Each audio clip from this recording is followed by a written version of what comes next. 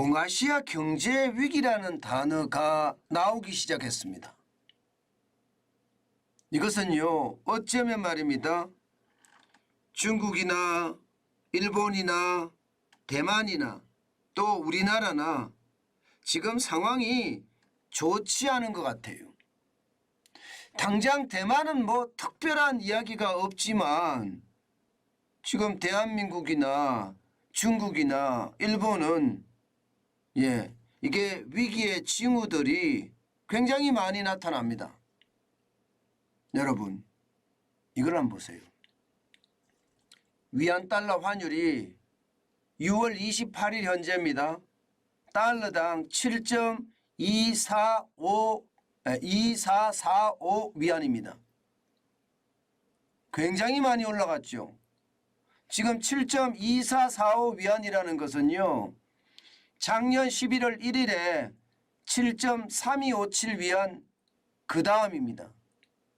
문제는요, 그 앞전으로 계속 이렇게 훑어봐도요, 2008년 금융위기까지 가야 됩니다. 2008년 1월 4일에 7.26 위안이었거든요. 그러면 지금 7.2445 위안이라는 것은 여러분, 결국 말입니다. 환율이 사실상 폭등했다 이렇게 봐야 되잖아요. 이것은요, 시장에서 중국 경제의 어떤 위기의 부문이 있는 것은 아닌가 이렇게 걱정하기 시작하는 수치입니다. 오죽했으면 포치라고 만들어서요, 치를 깨면 안 된다 하는 그런 금기 상황이 있습니다. 그런데 달러당 7위안을 넘어서서 지금 7.2445 위안까지 올라가니까 시장은 지금 바짝 긴장하고 있습니다. 그것뿐만 아닙니다. 지금 일본도 마찬가지입니다. 일본도 보시면요, 지금 엔달러 환율이 6월 28일 현재입니다. 지금 달러당 144.43 위안입니다. 이게 작년 10월 20일에 150.14 위안을 기록한 적이 있는데 점점 그 길을 따라가고 있습니다. 과거를 들여다보면요, 이게 굉장히 충격적입니다. 코로나19의 위기 때는 109.55 위안까지 올라간 게 최고였고요. 글로벌 금융위기 때도 이게 77.30 위안 최하까지 떨어지기도 했습니다. 외환위기 때도 123.42엔이었거든요. 그러니까 외환위기 때도 지금 144.43엔까지는 되지 않는다는 뜻이죠. 그게 반추하고 들어가니까요, 1988년 4월 15일에 157.25엔이 있습니다. 그러면 지금 작년 10월에 150.14엔 이후로 역대급이잖아요. 역대급이에요. 역대급. 이렇게 말입니다. 엔달러 환율이 워낙 많이 치솟으니까 투자자들은 시장의 불안감을 느끼는 거예요. 그래서 그 나라에 있는 투자자들이 빠져나가고 있는 외국인 탈출이라고도 이야기할 수가 있겠죠. 중국도 마찬가지입니다.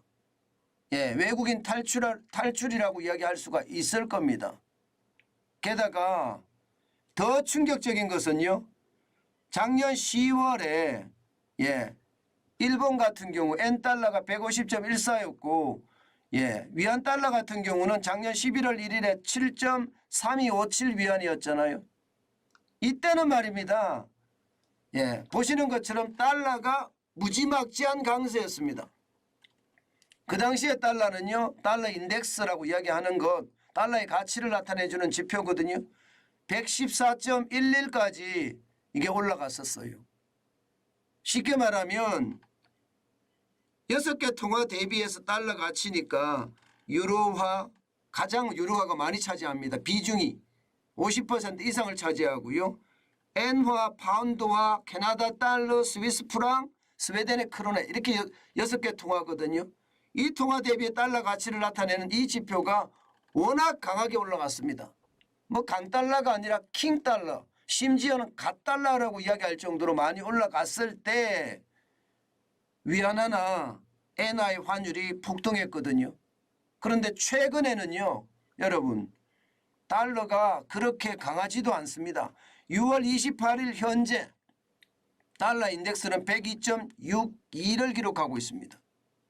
이런 상황을 감안해 보면 달러가 강달러도 아닌데 엔화도 위안화도 환율이 폭등을 하니까 이게 결국 시장의 위기로 이게 발전하지 않겠느냐 하는 게 전문가들의 어떤 전망입니다.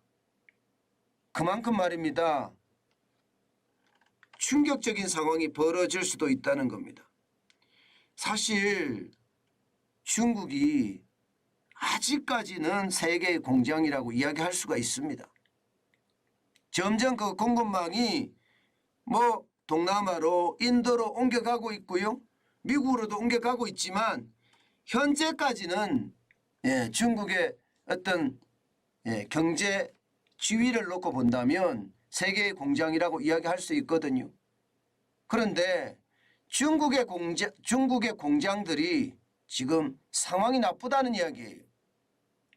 중국의 공장의 상황이 최악으로 지금 떨어지고 있고요. 또 일본은요. 이게 통화를 계속 유지하니까 물가가 쭉 올라갑니다. 물가가. 그러니까 상황이 악화될 대로 악화돼 가는 거예요. 두 나라는요. 실제로 말입니다. 중국의 위기가 세계의 공장이라고 이야기했으니까 일본의 위기, 한국의 위기, 대만의 위기, 나아가서는 세계의 위기까지도 충분히 부를 수 있다는 뜻입니다. 실제로 중국에서 발표되는 지표를 보면 말입니다. 그럴 개연성이 농후합니다. 자, 여러분 이거 한번 보세요. 중국 공업이익 추이입니다. 이 공업이익이라는 게 쉽게 말하면 기업들이 순이익을 얼마나 많이 나타내느냐를 나타내주는 지표인데요. 지금 2022년입니다. 2022년 1월에서 4월까지 3.5%를 기록을 했습니다.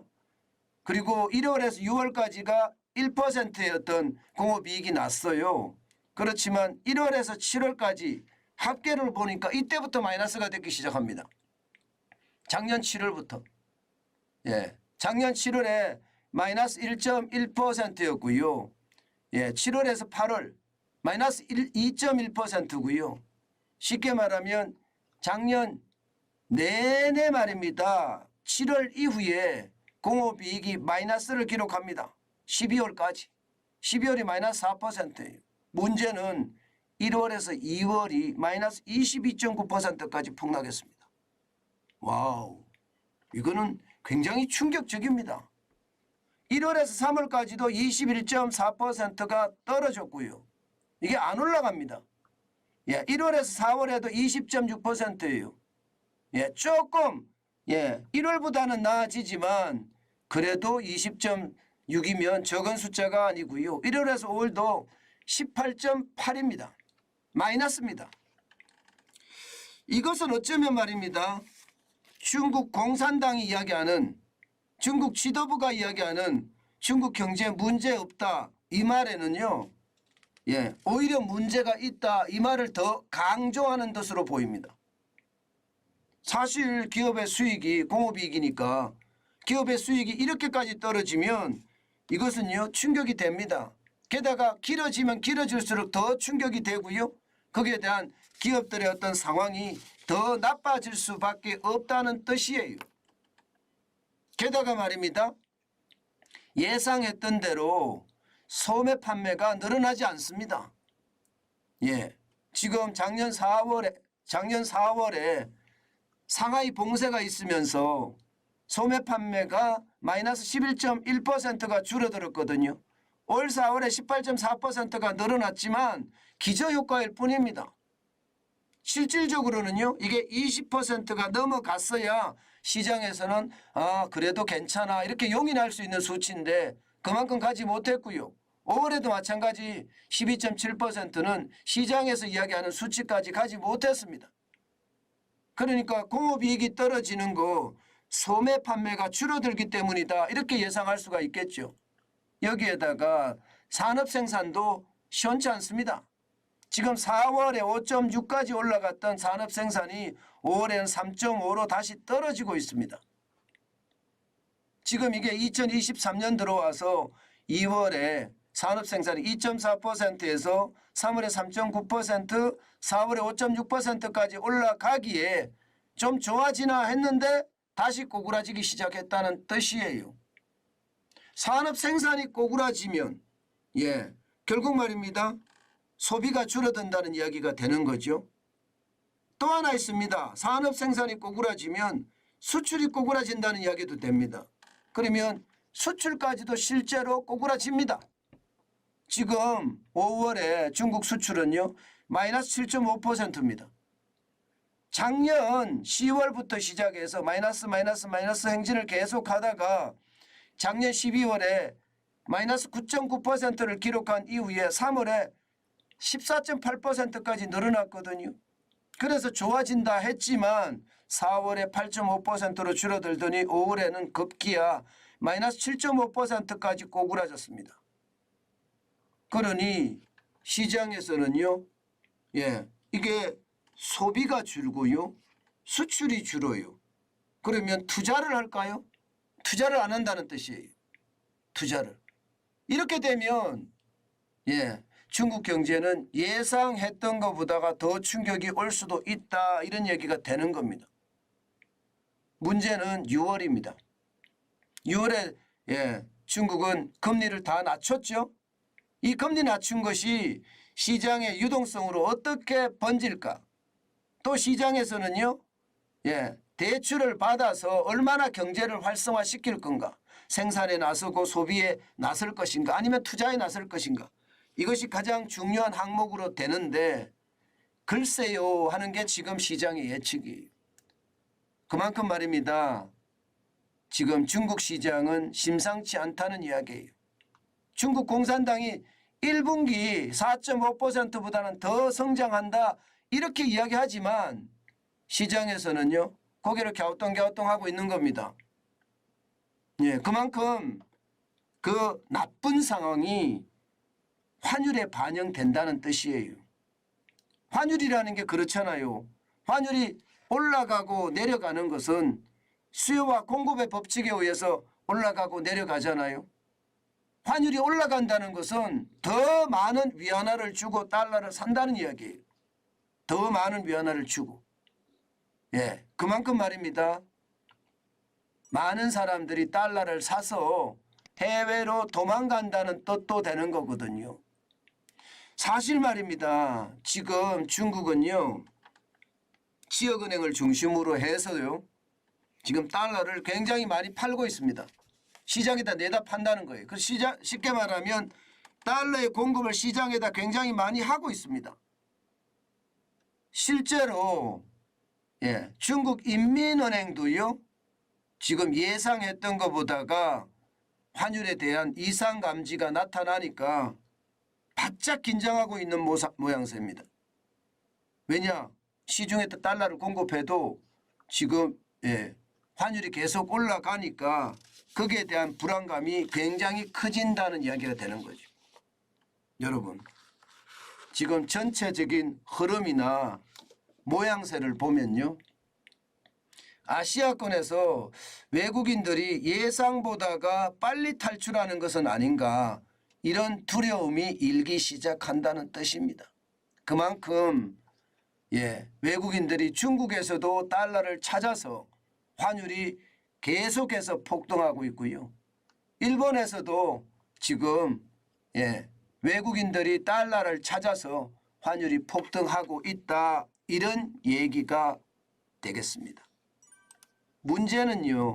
우리나라거든요. 지금 동아시아의 위기라고 이야기하면 우리나라는 과연 어떻게 움직일 것인가? 이게 이제 가장 요즘의 관심사잖아요. 문제는요. 우리나라도 상황이 지금 좋지 않습니다. 전체적으로 봤을 때 말입니다. 환율에 대한 문제도 심각하다고 저는 생각을 하고요. 수출에 대한 회복도 지금 큰 문제가 있다고 저는 봅니다. 예, 그렇기 때문에 앞으로 동아시아의 경제 위기에 아주 적극적으로 대응하는 자세가 필요하지 않을까 싶습니다. 마찬가지잖아요. 우리도 6월 28일 현재 달러당 1307.3원이잖아요. 이게 1200원대까지 쭉 빠졌다가 다시 1300원대까지 오른다는 것은요. 여러분 우리나라에서도 외국인들이 지금 달러를 많이 찾는다는 뜻입니다. 이게 만약에 이렇게 됐을 경우에는요. 우리나라에서도 외국인이 철수할 수 있다는 그런 생각을 할 수밖에 없다는 뜻이에요. 결국 말입니다. 지금 동아시아의 위기는요. 결국 외국인들이 아시아권에서 쑥쑥 빠져나가면서 그에 따른 위기가 찾아올 가능성이 크다 이렇게 얘기할 수 있는 거죠. 게다가 지금 원달러 환율 원화는요. 역외시장에 더 올라갔습니다. 역외시장을 보면 NDF라고 이야기하잖아. 역외시장을요. 지금 달러당 1312원까지 올라갔습니다. 1312원. 뭔가 분위기가 진짜 험악하다 이런 얘기를 해도 무방할 것 같죠. 지금 분위기는 그렇게 움직입니다. 저는 그래서 여러분 중국을 위시한 위기가 결국은요. 중국부터 먼저 터지면서 일본에서의 위기도 한꺼번에 발산이 될 수가 있고요. 이것이 대한민국의 위기로도 분명히 올 수 있다는 것. 지금은요. 이미 걱정할 단계다 이렇게 이야기합니다. 이미 걱정할 단계다. 경제가 좋아진다는데 과연 진짜 경제가 좋아지는 건지 이거는 미국의 이야기인 것만은 아닌지 이런 생각을 할 수밖에 없는 상황입니다. 분명한 것은요. 시장 전체의 대혼란은 분명히 예고된 상황이고요. 또 이렇게 롤러코스터였던 경기 속에서는요. 낙폭이 떨어졌다 올라갔다 워낙 심각하게 나타나는 그런 상태에서는요. 여러분 투자 진짜 조심하셔야 돼요. 급하게 서둘다가는요. 나락으로 떨어질 수가 있으니까요. 꼭 조심하고 또 조심해야 된다는 것 저는 잊지 말았으면 좋겠습니다.